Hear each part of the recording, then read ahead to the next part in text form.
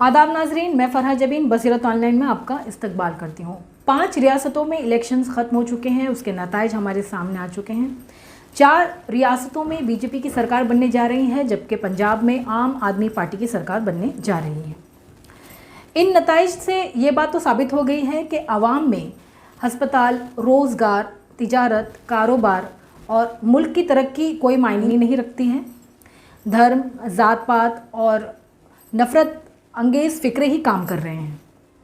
भले ही पेट भूखा रहे, बच्चे भूख से बिलबिलाते रहें, नौजवान नस्ल अपने हाथों में डिग्रियां लेकर दर-बदर रोज़गार के लिए भटकती रहे, किसान अपने कर्ज़ के बोझ तले दबकर मर जाए या ख़ुदकशी कर ले, या फिर मरीज़ को सही वक्त पर इलाज ना मिलने की वजह से वो सड़कों पर दम तोड़ दे। ये सारी बात लगता है अवाम इन सारी बातों को भूल चुकी है। जिस तरह के नताइज आए हैं, ये बात तो वाज़ेह होती है कि वोट देते वक्त शायद अवाम को ये सारी बातें याद ही नहीं थी।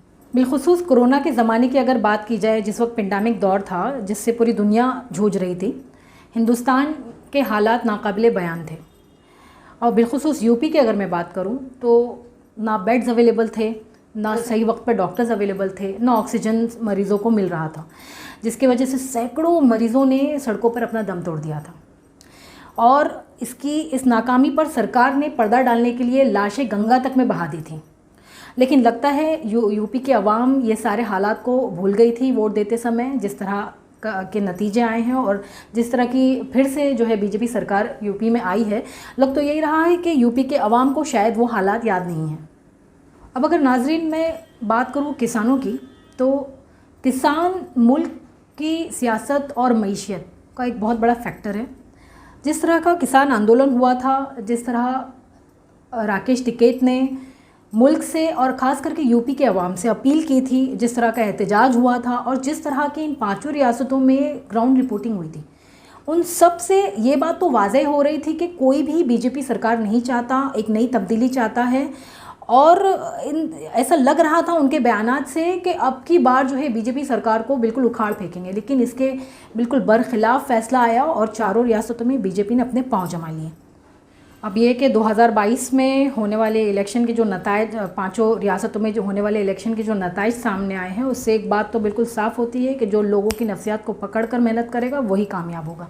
नाज़रीन कराम, 2022 में इन 5 रियासतों में होने वाले इंतखाबात ने सियासत के मायने ही बदल कर रख दिए हैं। पुराना दौर ख़त्म हो गया जब किसी ज़ात और धर्म का कोई भी नाम नहाद लीडर किसी भी सियासी पार्टी से सौदा कर लेता था और अपनी पूरी ज़ात बरादरी का वोट उधर ट्रांसफ़र कर दिया करता था। अब वो दिन हवा हो गए। अगर देखा जाए तो कांग्रेस के दौरे हुकूमत में यही सब हुआ करता था।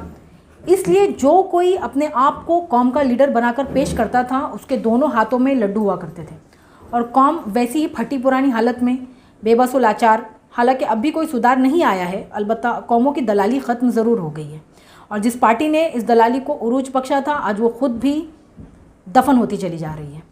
5 रियासतों के इंतखाबी नताइज ने अगर सबसे ज़्यादा किसी को मायूस किया है तो वो मुल्क की सबसे कदीम और 60 सालों से भी ज़ायद अरसा तक मुल्क पर हुकूमत करने वाली पार्टी कांग्रेस है।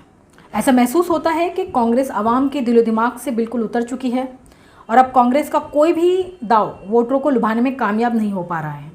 सीटों की तादाद का कम होना इतना अहम नहीं है जितना कि वोट परसेंटेज में गिरावट। 2017 से मुस्तकिल कांग्रेस का वोट परसेंटेज कम होता जा रहा है, जिससे साफ जाहिर होता है कि वोटरों के नज़दीक अब कांग्रेस नामी पार्टी से किसी किस्म की कोई तवक्को नहीं बची। उत्तर प्रदेश, उत्तराखंड, गोवा और मणिपुर की बात करें तो चले वहां कांग्रेस की हुकूमत नहीं थी, लेकिन पंजाब के नताइज ने तो सभी तजिया निगारों समेत सियासी पंडितों को भी हैरत में डाल दिया है कि जिस पंजाब में कांग्रेस की हुकूमत थी, वहाँ उसके वजीर आला और पार्टी सदर समेत कई दिग्गज नेता हार गए, वो भी इन नए उम्मीदवारों से जिन्हें सियासत की ABCD भी मालूम नहीं। इससे साफ पता चलता है नाजरीन कि आवाम को तब्दीली चाहिए थी और मौजूदा हुकूमत से बेजार थे। हालांकि कांग्रेस ने इंतखाबात से कुछ दिनों कबल आवाम का एतमाद जीतने के लिए बहुत कोशिश की, वज़ीर आला तब्दील कर दिया था और दलित तबका को लुभाने के लिए एक दलित को वज़ीर आला की कुर्सी पर भी बिठा दिया था। लेकिन अफसोस कि कांग्रेस की ये हिकमत अमली भी काम नहीं कर पाई और वही आम आदमी पार्टी जिसने कांग्रेस को दिल्ली से बेदखल किया था, उसी ने पंजाब से भी चलता कर दिया। ये अपने आप में एक बहस और रिसर्च का मौजू है कि आखिर ये कैसे मुमकिन हो पाया।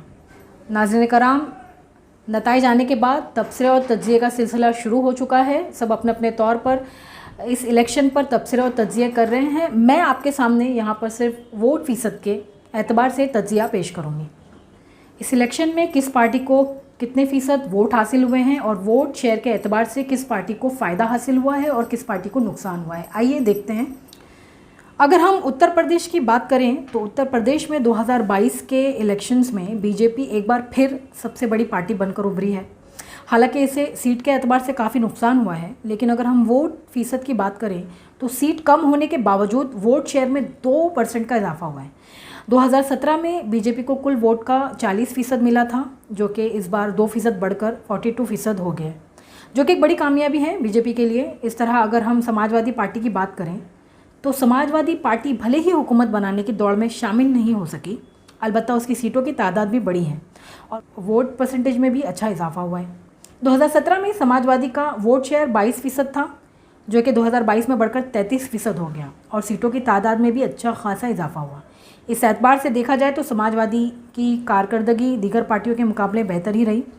यहाँ सबसे बुरा हाल कांग्रेस का रहा है। 2017 में कांग्रेस का वोट शेयर 7% था, जो कि 2022 में घटकर तकरीबन 2.5% हो गया और सीटों के एतबार से भी बड़ा नुकसान हुआ। 2017 में 7 सीटें थीं, जो कि 2022 में घटकर 2 सीट पर सिमट गई। इस तरह बहुजन समाज पार्टी का भी बहुत बुरा हाल हुआ है।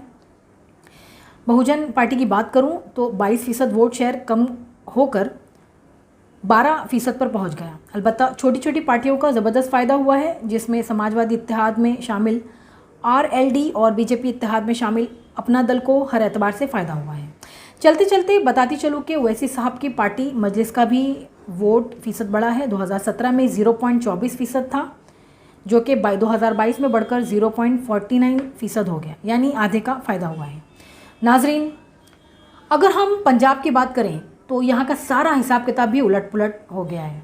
हुकूमत में रहने वाली पार्टी को सिर्फ 23% वोट मिला, जबकि आम आदमी पार्टी ने इनकलाब बर्पा करते हुए 42% वोट हासिल कर लिया है, जो कि पंजाब की तारीख में एक नया रिकॉर्ड है। इससे पहले श्रोमणी अकाली दल ने 1997 में 93 सीट जीतकर तारीख बनाया था। बीजेपी का वोट शेयर सिर्फ 6% रहा, जबकि पंजाब से ताल्लुक़ रखने वाली पार्टी श्रोमणी अकाली दल ने तकरीबन 19% वोट हासिल किया। इन दोनों रियासतों के अलावा बकिया 3 रियासतों का भी यही हाल रहा है कि यहाँ बीजेपी ने अपना वोट शेयर बढ़ाया और कांग्रेस मुस्तकिल नुकसान उठाती रही है। गोवा, मणिपुर और उत्तराखंड तीनों रियासतों में कांग्रेस ने ज़बरदस्त नुकसान उठाया है। ऐसा महसूस होता है कि मुल्क की सबसे कदीम सियासी पार्टी, जिसने आज़ादी की लड़ाई लड़ी और अंग्रेज़ों को मुल्क से खदेड़ा, आज वो सियासत करना ही भूल गई है। बाज़ तजिया निगारों का मानना है कि सबसे पहले कांग्रेस को अपने अंदरूनी इंतशार को ठीक करना होगा। अपनी पार्टी के नाकारा और माजूर लीडरान को साइड लगाकर नौजवान और पढ़े लिखे खून को शामिल करना होगा और दोगली पॉलिसी को ख़त्म करके सिर्फ और सिर्फ मुल्क की भलाई की सियासत करनी होगी। तभी जाकर कांग्रेस में कुछ जान वापस आ सकती है। इससे बढ़कर एक बात और कि कांग्रेस को इलाकाई और रियासती पार्टियों को अपने साथ मिलाना होगा और ईमानदारी के साथ उनसे इत्तेहाद करना होगा। उन्हें छोटा और हकीर समझने की पुरानी रिवायत को ख़त्म करनी होगी।